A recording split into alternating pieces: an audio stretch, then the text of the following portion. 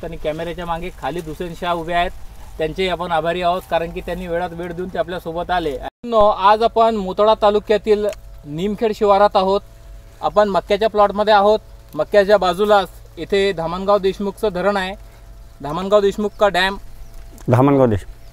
शेतकऱ्यांनी इथे जवळपास 2 एकर क्षेत्र केलेलं आहे। त्यांनी ठोक्याने केलेली शेती आहे आणि जर जास्त पाऊस ज्या वर्षी होते त्या वर्षी या शेतात पाणी येत असते आणि सध्या बी मी इथे उभा आहे तर जवळपास बराच ओलावा आहे जमिनीमध्ये आणि थोडं समोर जर आपण जाऊ तर इथपर्यंत पाणी आलेलं आहे। आज ही मुलाखत घेण्यामागे 2-3 गोष्टी आहेत की महाराष्ट्रातील शेतकरी यावर्षी झालेल्या पावसामुळे किती त्यांचं नुकसान झालेलं आहे हेही तुम्हाला समजेल। दुसरी गोष्ट अशी आहे की या शेतात मागच्या वर्षी जवळपास 70% की 60% क्षेत्र पाण्यामध्ये बुडालं होतं। जो 11 आणि 14 ऑक्टोबरला जो पाऊस पडला होता त्या पावसामुळे त्याच्यामुळे कॉटनच्या 2 व्हरायट्या 3 पॅकेट होते त्यातले 2 पॅकेट पूर्णपणे पाण्यात बुडले होते। शेतकऱ्याला मोठं नुकसान झालं होतं। यावर्षी त्यांनी थोडीशी टेक्निक चेंज केली आणि येथे 2 पॅकेट मक्का आणि एक पॅकेट कॉटनचं लावलेलं आहे। तर त्या संदर्भात कोणती व्हेरायटी आहे, कसं त्यांनी व्यवस्थापन केलं हे इथे बघूया, कारण की एवढं ओलावा आहे त्या ओलाव्यात सुद्धा ही मक्का आपल्याला चांगल्या प्रकारे आलेली दिसत आहे। तर साबिर भाऊ, स्वागत आहे आपल्या या व्हिडिओमध्ये। आपलं नाव, गाव आणि परिचय सांगा त्यांना। नमस्कार भाऊ, मी साबिर शाह अनवर शाह, राहणार कोथळी। हे वावर आपला आहे। या वावरामध्ये कारण की वावराच्या धुऱ्याने येते पाणी येते, धरण आहे शेजारी, तरी आपण वावराच्या ज्या काठापासून आपल्या वावरात पाणी येते तिकून आपण मका लावला। कारण मागच्या वर्षी आपण बंद कापूस लावला, कारण हे होता मका लावायचा की मक्याच्या कंचं पाणी खाली राहते, कंचं वरे राहते, कंचं डुबणार नाही, म्हणून आपण मका लावलं। आता आपण हे मका लावला, याच्यात भाग्यश्री कंपनीचा मका लावला। हे फार चांगला मका आहे, कारण की एवढा पाऊस त्याच्या खाली पाणी आल्यावर बी त्याचा कंच बुडालोक भरेला आहे। माझं म्हणणं हेच आहे की बुवा भाग्यश्रीचा मक्का लावून एकदा तरी पहा, हा मक्याले चांगली झरती लागते। मागच्या वर्षी मी उन्हाळ्यातही लावलता, एकरी 32 क्विंटल मक्का निघला होता, तरी त्याला खात जास्त पाहिजे नाही, 2 डोस बी तरी दिले तर चालतील, पण मका चांगला आहे। बरं, आता तुम्ही आम्हाला हे सांगा, आपण किती तारखेला लागवड केली याची, या प्लॉटची?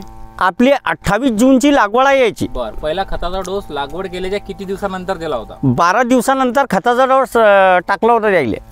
काय दिलं तर पहिल्या डोसमध्ये? पहिल्या डोसमध्ये त्याले हा 2 पॅकेटले टाकलता, 15-15ची 1 बॅग और 1 बॅग युरिया। बरं, 15-15ची 1 बॅग आणि 1 बॅग युरिया।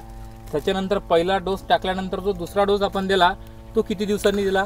ते डोस दिला आपण 25 दिवसानंतर। त्यात काय दिलं होतं? तिच्यात बी 15-15 टाकलं आणि 1 बॅग युरिया टाकलं। बरं, मग आता हे सांगा तुम्ही की आतापर्यंत खताचे किती डोस झाले याला? 2च डोस, म्हणजे 2। दुसरा डोस आपण 15 ते 18 दिवसाच्या, काही एवढा लक्षात नाही पक्क, पण तरी 15 ते 18 दिवसात आपण त्याला डोस दिला आहे, 20 दिवसाच्या अंदर। बरं, आम्ही हे सांगा तुम्ही की 2 बॅग 15-15च्या आणि 2 बॅग युरियाच्या आपण याला दिलाय या वर्षी मध्ये आपण उभे आहोत। तिसरं खत आपण दिलं नाही? तिसरं खत आपण का दिलं नाही? तिसरा डोस या पाण्यामुळे की बुवा पाणी येतील याच्या खाली, म्हणून आपण तिसरा डोस त्याला दिलंच नाही। बरं, म्हणजे जर नुकसान म्हणजे पीक येईल का नाही हातात, हा सगळ्यात मोठा प्रश्न आहे। धरणाच्या काठाला लागून हे शेत आहे। बरं ठीक आहे, किती पॅकेट लावले याच्यामध्ये आपण? 2 पॅकेट लावले। या 2 उडीतला किती अंतर आहे? हे 4 बाय 4 फूट आहे।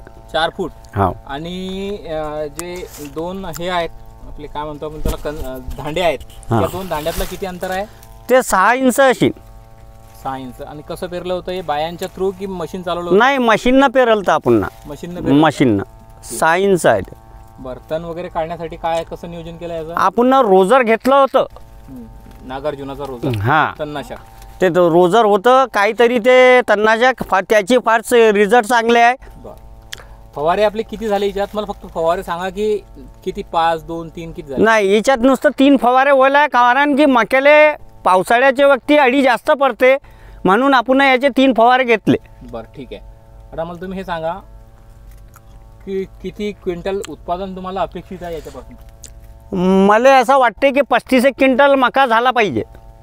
35 क्विंटल 35ची आशा आहे तिच्यात, कारण की कंच मोठा पडलेला आहे आणि याचे कंच मोडणं सुरू आहे सध्या. हे बंदे एका एकरात 30 तास आहे. आपण नुसतं तिच्यातले 6 तास तोडले अजून कंच, तो ट्रालीच्या वरती कंच निघले. बर, अजून आपले 24 तास बाकी आहे. बघा शेतकरी बंधूंनो, इथे हा मक्का पाडता येत नाही किंवा जे आपण सोंगणी म्हणतो ते करणं इथे पॉसिबल नाही आहे. शेतकरी इथे काय करत आहे, कंस तोडत आहे आणि साईडला नेऊन टाकत आहे. इथून तोडल्यानंतर पुढे हे कंस हलवणं थोडंसं किचकट काम आहे, कारण की आजूबाजूला शेत आहे आणि दुसरी गोष्ट तिथेही वाहन येऊ शकत नाही, तिथे बऱ्याच प्रमाणामध्ये ओलावा आहे. तर साबीर भाऊ हे सांगा, आपण कॉटन आपण कोणती लावली होती यावर्षी?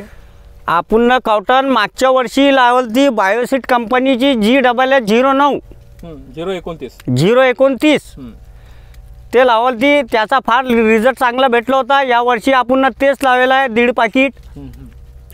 फार चांगला आहे, व्हेरायटी चांगली आहे. त्याला किती खत दिले कपाशीला? त्याला 2 डोस दिले. त्याला काय काय दिलं? त्याला दिलं तर 10-26-26 आणि अर्धी युरिया, मग नंतर अर्धी युरिया 10-26-26, म्हणजे 2 10-26-26चे आणि 1 बॅग युरियाची. 1 बॅग युरियाची दिला आहे त्याला. 3 थैल्या खत टाकलं. बरं, ते ही जी व्हरायटी आपली मागच्या वर्षी जशी जमली होती तशी यावर्षी जमलेली दिसत नाही. काय कारण असेल? कारण असं होतं की हे व्हेरायटी जे आहे, हे व्हेरायटी फार चांगला रिझल्ट देते, झडती चांगली येते, पण तो खाद्दाळ आहे. बरं, कारण की आपला वावर डुबते, त्याच्यापेक्षा आपण त्याला 3रा डोस काही दिला नाही. मागच्या वर्षी आपण त्याला 3 डोस दिले आणि ते जास्त प्रमाणे दिले. बरोबर, कारण की आपला वावर डुबतं दिसलं आपल्याला, म्हणून आपण त्याची जास्त मेहनत केली नाही. बरोबर, ठीक आहे. आम्हाला तुम्ही हे सांगा, आपल्या कपाशीमध्ये आपण 2च खताचे डोस दिले, बरोबर आहे. यावर्षी नंबर सांगा की किती स्प्रे घ्यावे लागले होते, कारण की या व्हेरायटीमध्ये थोडंसं जास्त मॅनेजमेंट घ्यावं लागते, रोगराई याच्यावर जास्त असे लोक म्हणतात. या बायोसिट कंपनीची जी व्हेरायटी आहे 029, याच्यावरती अटॅक जरा जास्त प्रमाणात दिसते, कारण की त्याच्यावर थ्रिप्सचा अटॅक जास्त प्रमाणात दिसते मला. बरं, 2 वर्ष होऊन राहिले मी लावून राहिलो, त्याचे 1-2 फवारा तुम्हाला शिल्लक घ्यावं लागते. आपण किती घेतल्या यावर्षी? आपण त्याचे 5 फवारे घेतले. 5 फवारे गेला. त्या 5 पैकी पेट्रोल पंपाने किती व्हायला आहे? पेट्रोल पंपानं 3 व्हायला आणि हात पंपानं 2 व्हायला आहे. बरं, शेतकरी बंधूंनो, इथे विशेष म्हणजे हे शेतकरी आपल्या आहेत, ॲडवायझरीचे शेतकरी आहेत, परंतु यावर्षी एवढा पाऊस झाला आणि मागच्या वर्षी जर समजा तरी हा प्लॉट बुडाला होता, यावर्षी अजून आम्ही बुडालेलो नाही आहे. इथपर्यंत पाणी आलेलं थोडं कमी आहे, इथपर्यंत पाणी आलेलं आहे. बघा, आता ते कॅमेरामध्ये कॅप्चर करणं पॉसिबल नाही, तरी मी ट्राय करीन, रीलमध्ये तुम्हाला दाखवीन. आणि जे माल होईल त्यात यावर्षी आम्ही समाधानी आहोत, कारण की आता जे झालं ते समाधानीच राहणं पडेल. निसर्गानं बिलकुल यावर्षी पाण्याची अतिच केली आहे. पाऊस जेवढा पडायचा तेवढाच पडला, पण सातत्याने चालू राहिला. त्याच्यामुळे महाराष्ट्रभर किंवा आपल्या भारताभर अनेक राज्यामध्ये पावसामुळे जो ओल्या दुष्काळासारखी परिस्थिती निर्माण झाली, शेतकऱ्याचं मोठ्या प्रमाणामध्ये नुकसान झालं. या गोष्टीचीही आपण नोंद घेतली पाहिजे. या व्हिडिओमध्ये एवढंच. साबीर भाऊ त्याचे कंस तोडत होते, ते कंस तोडत असताना त्यांनी आपल्याला वेळ दिला, त्याच्यासाठी आम्ही त्यांचे आभारी आहोत. आणि कॅमेऱ्याच्या मागे खाली हुसेन शाह उभे आहेत, त्यांचेही आपण आभारी आहोत, कारण की त्यांनी वेळात वेळ देऊन ते आपल्यासोबत आले आणि ही फिल्मोग्राफी म्हणजे हे फिल्मिंग त्यांनी आपल्यासाठी केलं, म्हणून खालिद भाऊ आम्ही तुमचेही आभारी आहोत. धन्यवाद.